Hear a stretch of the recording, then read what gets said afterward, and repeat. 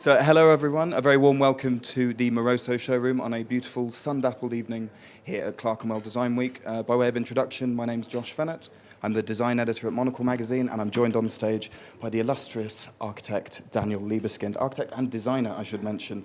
We're here to celebrate the launch of a beautiful new chair he's done in collaboration with Moroso, and a special thanks to Patrizia Moroso here. So if everybody's standing comfortably, just a little bit of housekeeping. Towards the end, we'll do a Q&A if you'd like to pose some questions to Daniel while he's here. We'll speak for about 15 to 20 minutes, and we'll be here at the end to field any other questions. Daniel, have you got your microphone? Are you armed? Yes, thank you. Maybe have a few words. Let's see if it's working. It's great to be here. Monocle, one of my favorite magazines. Patrizia, I never worked with anybody like Patrizia, so that's why I'm here also. So it seems fitting to start proceedings maybe by talking about London. You've chosen to show off the chair here, but you've also been in New York, you've been in Milan. How do you think London is faring today as a design city? How are its credentials faring? London is one of the capitals of the world. I mean, so it's the capital of design as well. It's a city with so much creativity, so many great architects, designers. It's fantastic. And we're sitting here next to Patrizia Moroso. Can you tell me a little bit about how your relationship started, how you guys started working together in what has ended up with a beautiful new piece of furniture? The relation between me and Daniel. Either one of you, take in turns. Yes, it's the third time today, no? But this is a nice story. We met because we have a common friend, and this friend is Marina Abramovic, the famous artist, okay? And we met one evening in New York at the dinner, and Marina was asking both of us to help in a big important project that she has in New York, to make an institution, a school, that is Marina Abramovic Institute. And she wants absolutely to realize a dream. This school is her dream, is also her heritage to the world. She said, I'm now 70. We can say, yes, she's 70. But she's fantastic. She will live for 100 and some more years, but she said, now I want to leave something of me. And I am not an artist making things, not material. My art is immaterial, it's the performance. So I want to leave to the city a performing art school.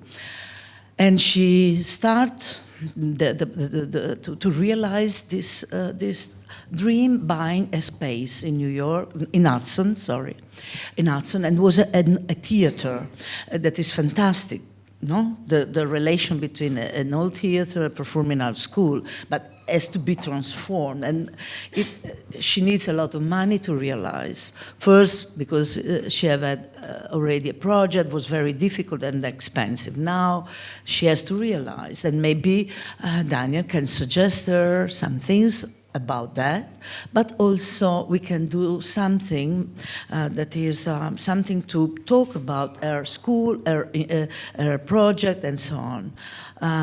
So the idea was that Daniel was designing something that was good for the school to use for some of the exercises of the method of Marina that will be teach there. So one of the most important basic exercise to learn for the people that want to be part of the school is an exercise called counting rise. And it means just that you have to be very, you have to be in your space, you have to be concentrate, you have to be so concentrate that in the end you forget who you are, where you are. You are only you, the seeds, and the numbers, because you have to count them and write down how many. And to make it a little bit more difficult, it's not counting just white seeds of rice, but also black seeds of something else, like lentils or whatever. And so you have to divide black and white, count the black, count the white, and say how many. So at this point, Marina has a wonderful designer at her disposal and a furniture maker at her disposal. At the beginning of the story, I thought perhaps you had friends in high places, but it seems like you may have saved her. Sorry. You've come to Marina's rescue by doing this installation. So Daniel, how did you respond to this design challenge, and what did you I create? produced a kind of a unit, a modular unit, which is a kind of a bench and a table, very sparse. It's kind of school-like, almost monastic, made of wood, which can be organized in different patterns, different angles, different geometries, and it's a kind of something for Marina to be able to create the spirit of this exercise and meditation, and and of course it would never have happened without Patricia actually producing it. So that's the first venture with Moroso. To bring us back up to date, we're looking at the Gemma piece which you launch here, but most people will be very aware of your work as an architect. The Jewish Museum in Berlin, the Master Planner, which is a very good job title, of the Ground Zero development. How do you approach designing a product differently to how you, say, approach designing a building? Well, in a way it is different, to design a building or master, but in a way it's also the same. You have to have the same passion, the same care, the same love for details and form that you have for any project, and it doesn't really take less time either. You think about it, you draw it, you produce models, you transform it, and then of course you have to work with this incredible collaborative team that Patricia has, experts who can invent new materials to make it happen. Otherwise, the geometry of the chair would be there, but how comfortable would it be? So the new technology, new materials, that's really a creative process. And I think creative process is an interesting phrase, and people probably, with your prolific career, will be interested to know how you go about confronting a project. Do you sit on a particular chair and start with a pen and paper? Do you look at your computer? Do you go for a walk? How do you come up with the ideas? I don't have a computer. I don't use a computer. You don't have a computer? I have an iPad. I have the big iPad, which has so many fantastic things that I can do on it and communicate through drawings and things to my studio around the world.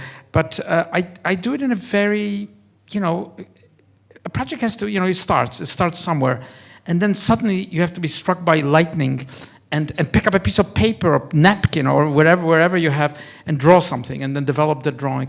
And I do believe that my work comes from drawing. It doesn't come from going with 2x4s and trying to build something. It's really based in drawing, and then of course it's developed in a systematic way and with modern technology. It's amazing.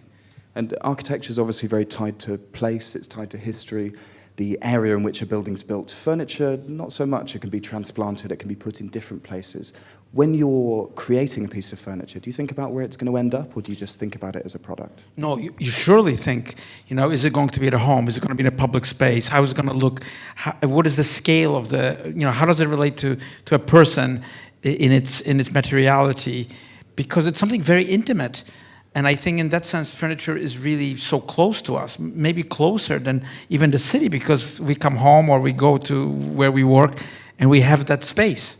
So it's nothing to be taken too lightly, intellectually or artistically. And Patricia, you've described the history of Moroso, you've been going since the 50s, as your history of relationship with the designers who you've worked with. What's it like working with Daniel? And who gets their way when a design decision's made? Do you give everything to him, you go off and make it, or do you feed back about things that you think are interesting? Of course, every different designer has a different story, different suggestions, a different thing to do.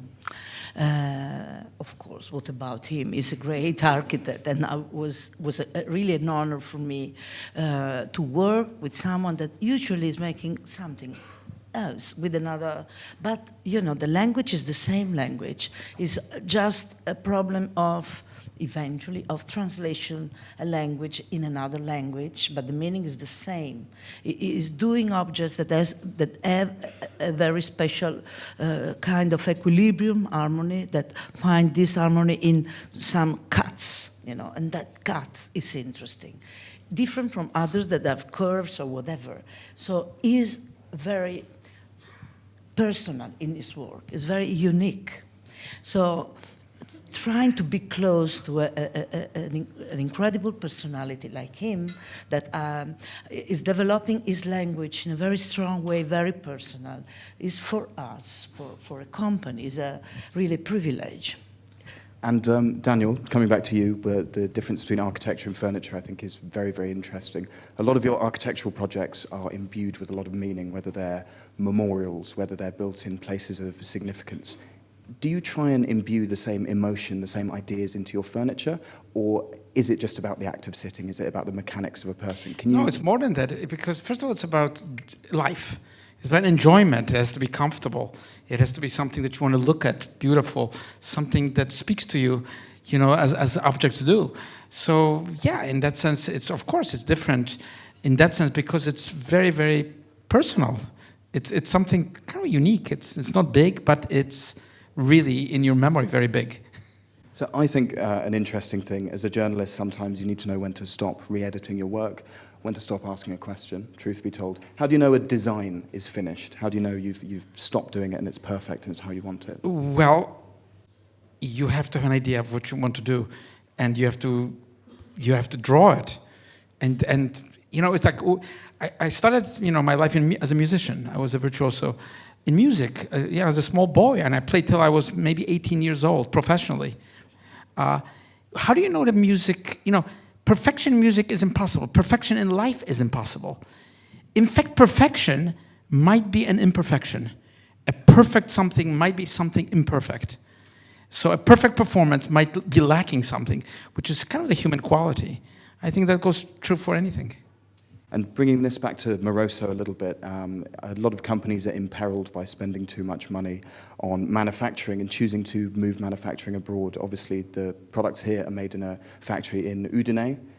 What's the significance of Italian manufacturing today, and why do you think it's still selling and capturing people's imaginations? Because of the people, like Patrizia, like the people, the tradition. I have a studio in Milan also, and within 40 minutes driving out of Milan, you find people who can do something incredible, can make a stitch that nobody in the whole world could make, or fold something, or use a material in a way that no manual will tell you how to do it. It's just, I think, the immense tradition of Italy. That is there, and I think it's not by coincidence that Patrizia Moroso and Moroso is so widely appreciated, because people can see that in the products.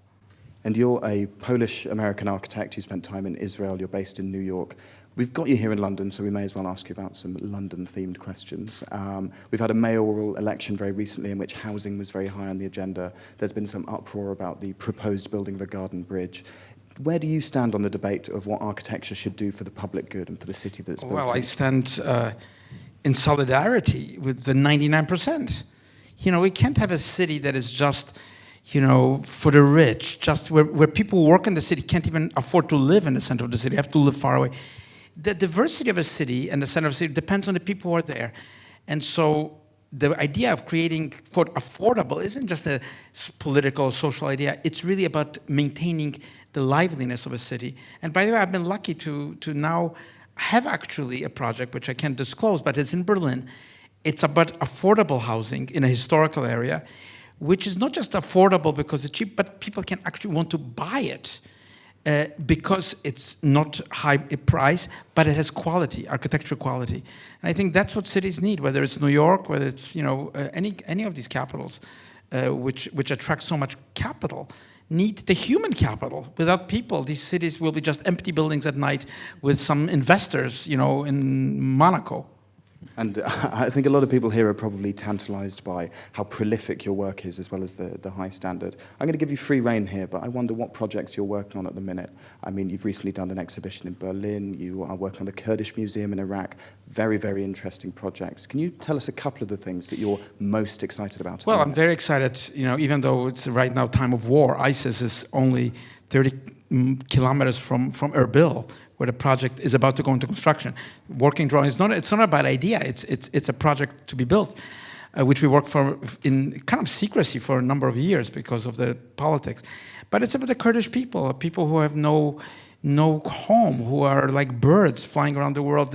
So it's about a people. It's about a culture. It's about dignity. It's about the Anfal, the tragedy, the extermination by Saddam Hussein through gas of a nation.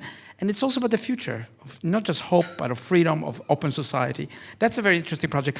I have a project in Africa with Richard Leakey, the really great anthropologist in the Turkana Basin about Africa, creating a place where there will be a city in the future, kind of a center, something that has to do with the fact that we all really come from there.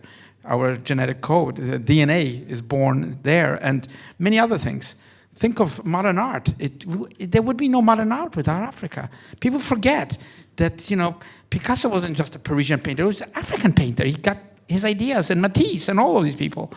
So those are very interesting projects, but I'm also working on, master plans in Los Angeles, other things. So I'm very, very fortunate.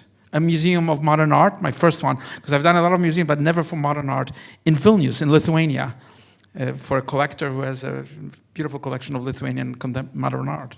And you're clearly a man that thinks very deeply about the buildings that he builds, the products that he creates, and a lot of the kind of intellectual rigor that goes into that. But I hope I'm not accused of being morbid here. But we're a few hundred meters from the office of Dame Zaha Hadid, who sadly died recently. What, ideally, would your legacy be? What would the things that you would like to leave in the world of permanence and of meaning? Well, Zaha was a good friend. I don't know. You never think of legacy. You think of working. You think of what you want to do. You think forward. Think about it. Think about death. We never really die in that sense, because you would have to have the moment after you died to have death. You are always moving into the future. That moment is always ahead of you. And we don't even know about death, not too much. We just know what Hamlet says, that it's a country from which no one returns. So anyway, I don't think about those things. And this is in a similar vein to my question about how you know when you're finished on a design. I think this is a personal preoccupation because I'm never quite sure when things are finished. But you've been very outspoken on not building buildings in countries where there are dictatorships. How do you decide which projects to pursue? What in a project, in a brief, in an idea, really makes you think this is going to be something that I want to put my mind to? It's not an ideology. It's just you have to build where you feel comfortable, where there is safety for the workers who are working on the building, where there is some sense of, and maybe all my decisions were not correct. Maybe I made some big mistakes by saying I don't want to do here and I don't want to do here. But, it's just a personal feeling. Maybe because I grew up, till I was, a teenager almost, under a dictatorship. And I know what it feels like. It's not a good feeling. And so I rather, work in emerging democracies. I built a large project and continue to build in Albania, in Kosovo. I just won a competition in Kosovo. So these are emerging societies which have, of course, many problems, but they are looking forward to something, I think, open.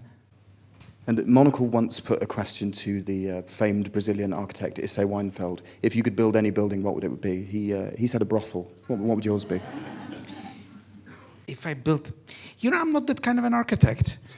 I don't really, because I think architecture is a social profession, first of all. It's not like being an artist where you can go and just do whatever you want. I can do it in a drawing.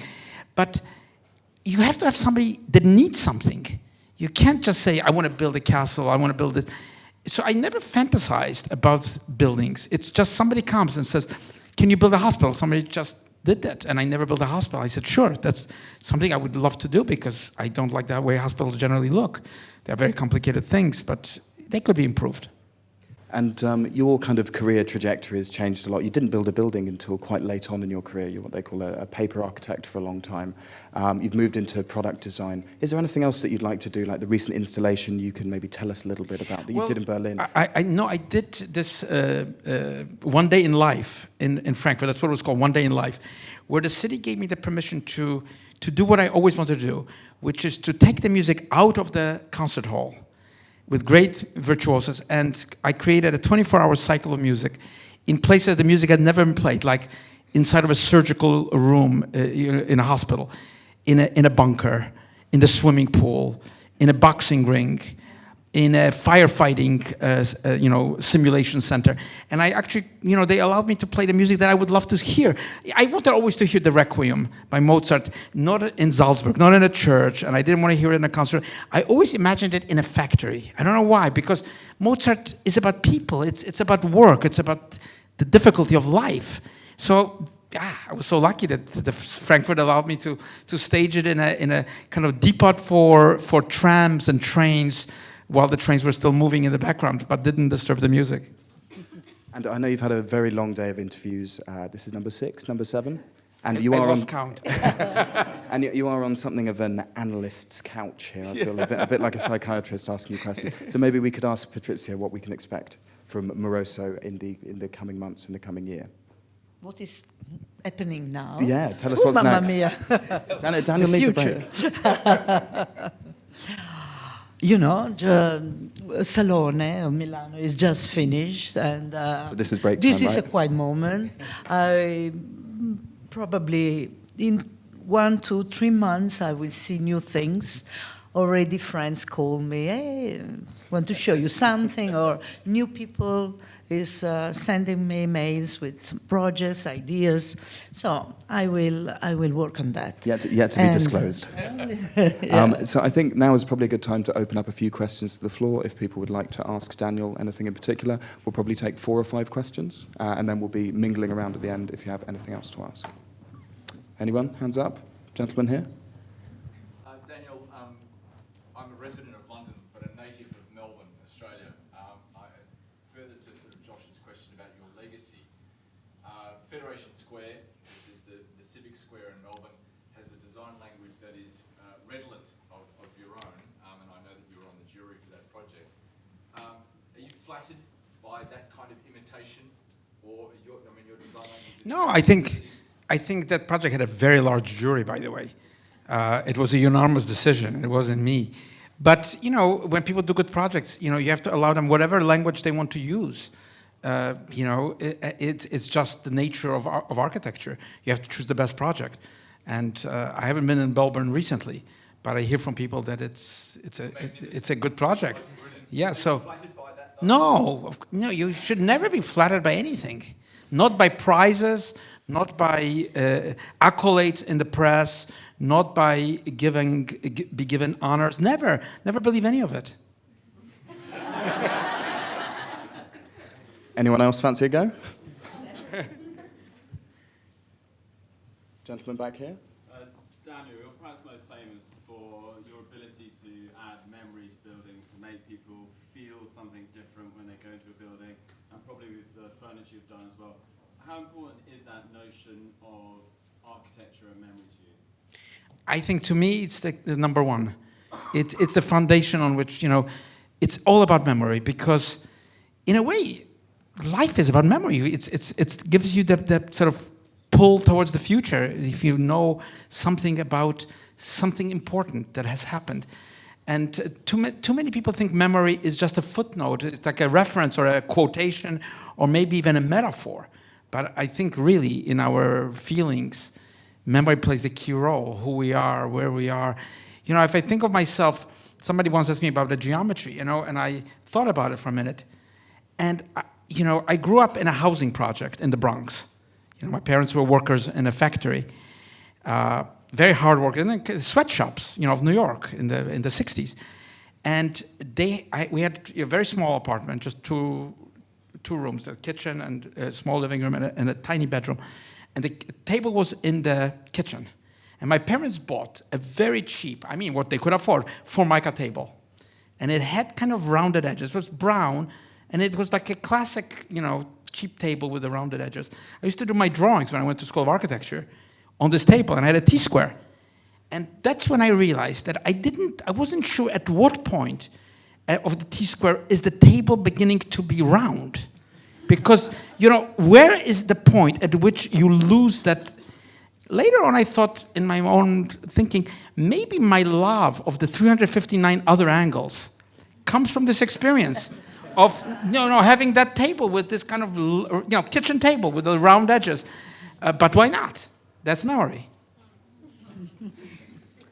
We can maybe take one more question, if anyone would like to ask one. Daniel, what made you realise, you're a musician before, what made you realise that architecture is your vocation? Well, you know, I was, as I said, I was a musician until I was about 18, and I played classical music on the accordion.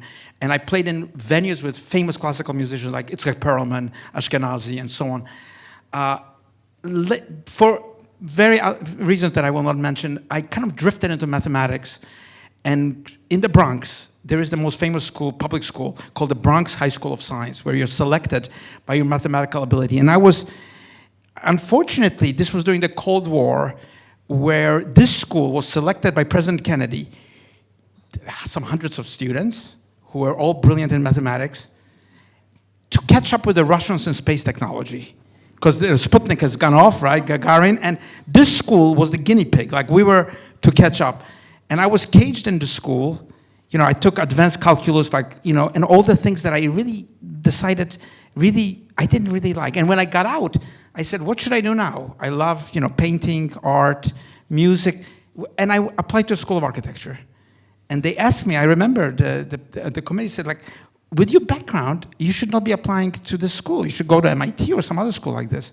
But I think this is the interesting trajectory. You got music, art, science, mathematics. It all kind of winds up, in a way, in the city, in architecture. Would anyone else like to ask a question? So I see a hand at the very, very back. You'll have to shout, sir. Daniel, I'm actually an architect. This is a question to ask you if you have any architect between any time, any people, any era. Sorry, I didn't hear that. If you could take any architect throughout history out to dinner, who would that be? Is that correct, sir? That's a great question. You know, I was so blown over when I visited a piece of architecture built in the late 50s in Italy. Very few people know. It's near Florence. It's the Chiesa della Autostrada by Michelucci. And, you know, it's, first of all, the idea to build a church on a highway. What a genius to convince the church to build a church on a highway, big highway, you know, with, you know, multi-lane. And then this work of Michelucci is so astonishing in its geometry, in its power. By the way, I then did some research, and I saw that Le Corbusier, because it was built at exactly the same time as Ronchamp, came there, apparently went through the building very angry and said nothing to Michelucci. Nothing. That's when I realized two kind of masters competing in a different spiritual worlds for who can make the best kind of fantastic building. They both succeeded, but I'd love to go to dinner with Michelucci because he also was involved in the design of the great modernist masterpieces of the, you know, railway station and so on. And he developed kind of incredible momentum into a direction that is still kind of ahead of us. Structurally, materials, you know, spatially, light. Anyway, that's the person I would love to bring back to life and go to dinner with. And maybe just one final question if there's anyone else in the room. We will be here afterwards. There's members of the Monocle team and the Moroso team too. Any questions? Now's the chance. Well, all that's left to do is to thank Daniel, Patrizia, the Moroso team, Victoria, Nick, and the AND PR team, to wish you a wonderful Clerkenwell Design Week. And insist that you have a drink on us, of course. Thank you.